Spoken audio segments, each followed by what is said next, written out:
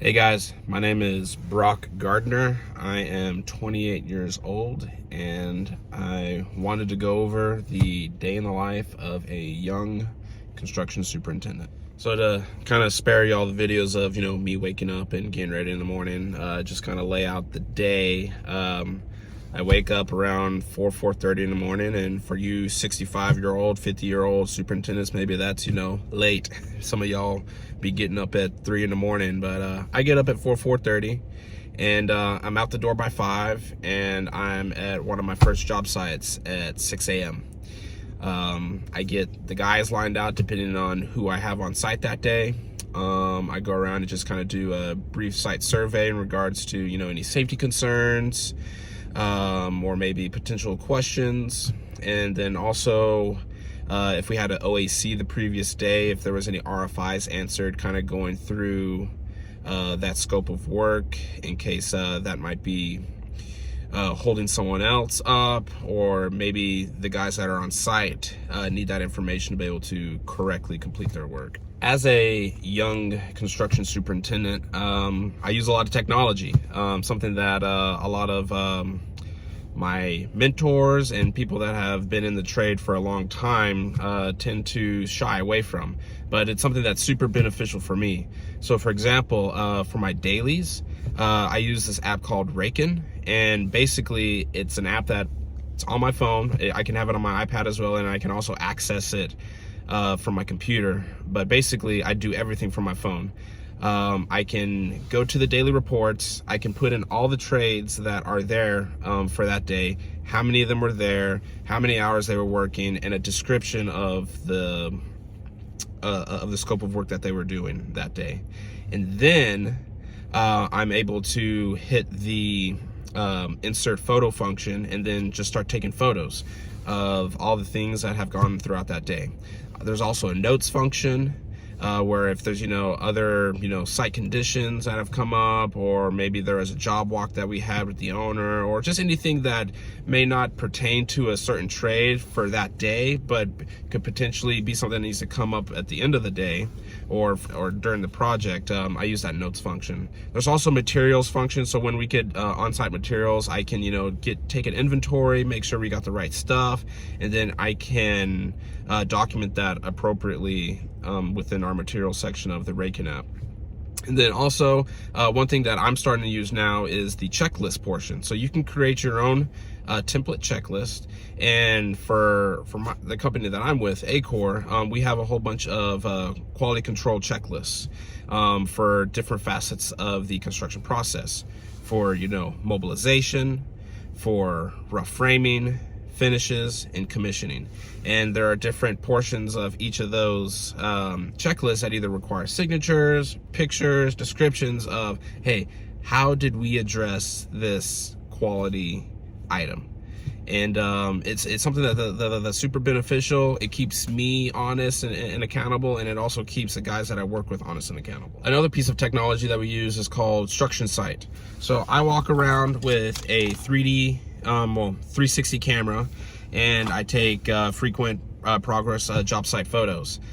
Structure Sight, kind of like open space, you're allowed to do video walks, you can do 360 photos, but it's just a way to help document the progress of the project. And then if there are questions about things that had happened, the previous week, we can go to those 360 photos and look and see, how was this condition in comparison to what is being told to us right now? So again, helps keep us accountable, and helps keep those that we coordinate work with accountable as well. Hey guys, so as a construction superintendent for an up and coming GC, on a given basis, I can have anywhere at minimum 2 to 3 projects going all at once. I currently have 6 projects going on right now. I have 4 that are like pretty small suite TI build outs with break room and whatnot, but I have 2 full build outs of a second floor, one here in Santa Clara, and then I have another one in San Jose where it's a bathroom core remodel and gutting out the whole space. And for this one, we're demising it into 4 suites, and the other space is going to be 1 full second floor suite. And so I'm always driving around in my company truck, going from job to job, making sure that, everyone's getting what they need done. And then if something requires for me to, be on site consistently, I'm always able to work with my project manager, who's also on some of my jobs to cover for me in other situations. But this is one of my jobs. We're currently doing demo right now. We had to cut out some of the windows on the second floor so that it would be easier to haul out trash, because the elevator in this building is just enormously small. Oxymoron right there. But yeah, this is one of my jobs, and let's go check it out. Hey guys, so this is my job office. Usually, depending on the size of the job, it can vary from literally just a plan table, or we have like a full little setup. Have our OSHA laws and California labor laws right there. Lunch, computer, then got some fire extinguisher, batteries for my tools in case of stuff that I need to investigate or help out with. But yeah, this is our job office. Pretty soon, I have it in the back of my truck, but I have another table where we're going to be able to put a microwave and another printer, because I get tired of having to go to my other job where I have the microwave and the printer to print stuff off, and then also warm up my food. So we're up on the construction site.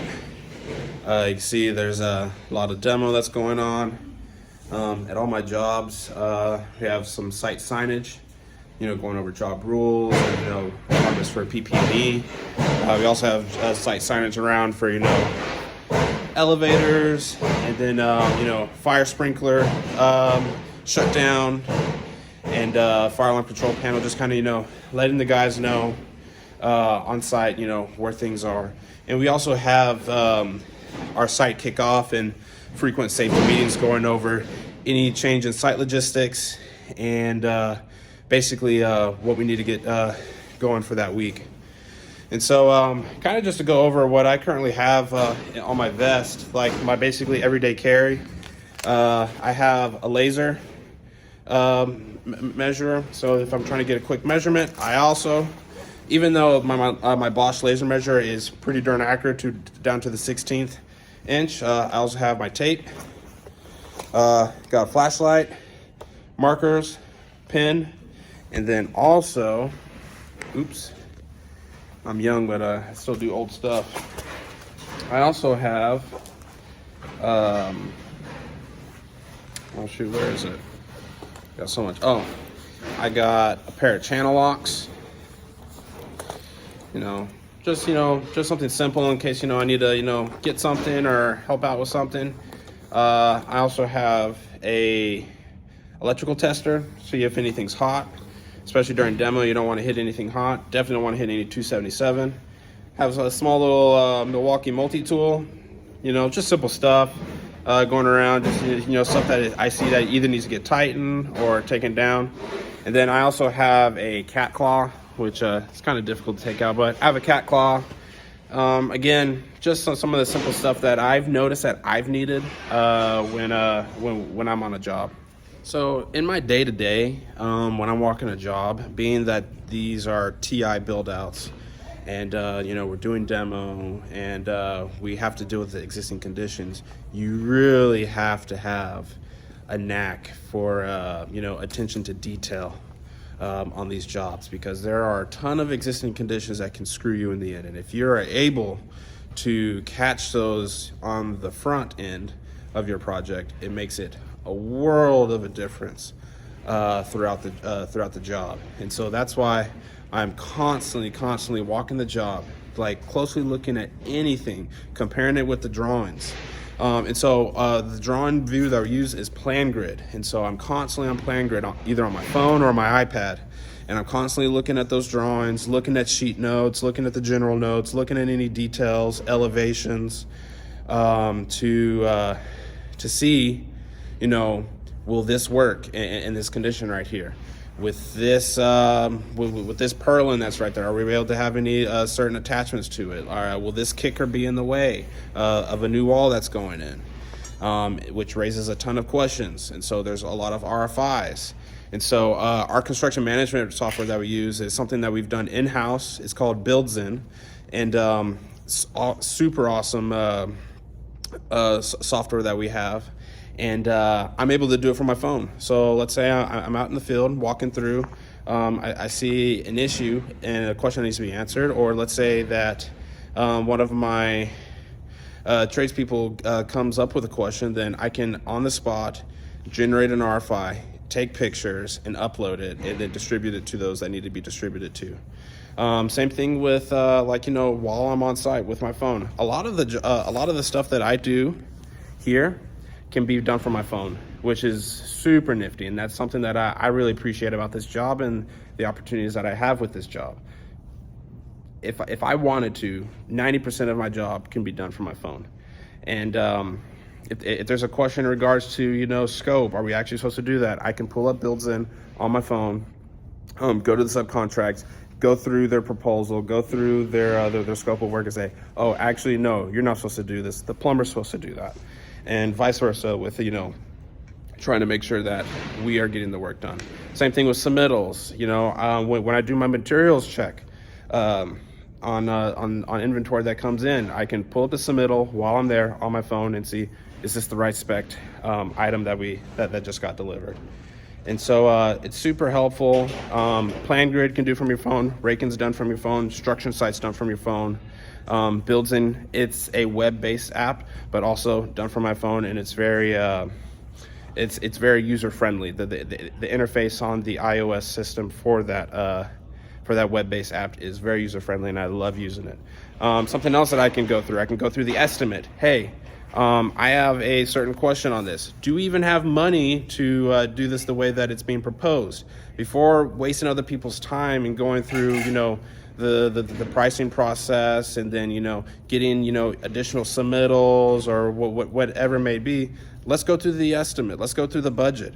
Let's see, did we have a hold for this? Was there a contingency for this item that just came up? And then who's going to pay for it? Is it something internally, or is it something that we have to reach out to the building owner or to our client, say, hey, this came up, this was unforeseen, and then we can pay, one, we included this in our cost because we foresaw that something like this might happen, or two, hey, this is something that was unforeseen, we did not know that this was going to come up, this is going to be change order, and here's how we can justify these costs and come up with a good solution to get this work done. Also, one major portion or aspect of a superintendent's job, and as myself, no matter the age, is running and updating your schedule. And so I have multiple schedules that I currently update for all the jobs that I'm currently on. We use Smartsheet. That's the one that makes the most sense for us in regards to the size and scope of the projects that we have. Obviously, once we start getting bigger, maybe we move into something like P6 or some other similar software. But as of right now, we currently use Smartsheets. So as you can see, here are all the jobs I have. That ends to right here. So I think 1, 2, 3, 4, 5, 6, 7. I'm on 7 projects right now.